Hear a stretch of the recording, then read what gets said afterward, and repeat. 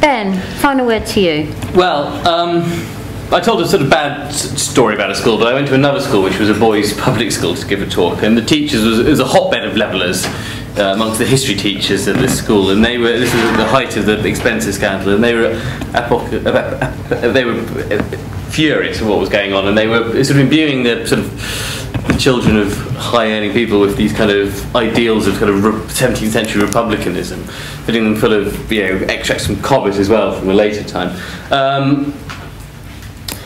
I think the further you get from London, the more you find that attitude of people who are quite bloody-minded, who are kind of educating another generation of people who are young people.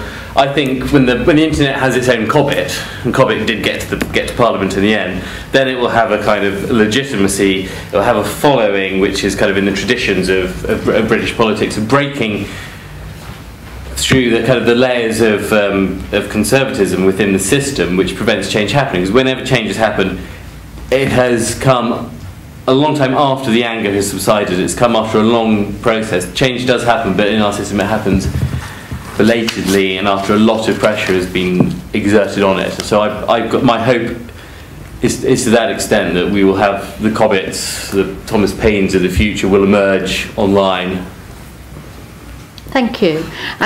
Maybe you're going to do it for us. Well, I hope so. I sort of feel this is my last throw of the dice on this Nonsense. stuff.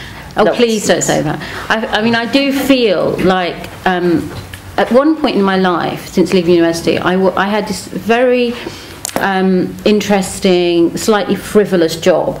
I worked for Cosmopolitan magazine. I regret to this day leaving that job, where I could talk about shoes and handbags.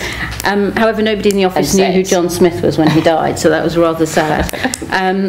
So I do feel I'm too old to be in this game for too much longer. But I do feel that this next election is incredibly important, and it may set a tone for what happens going forward.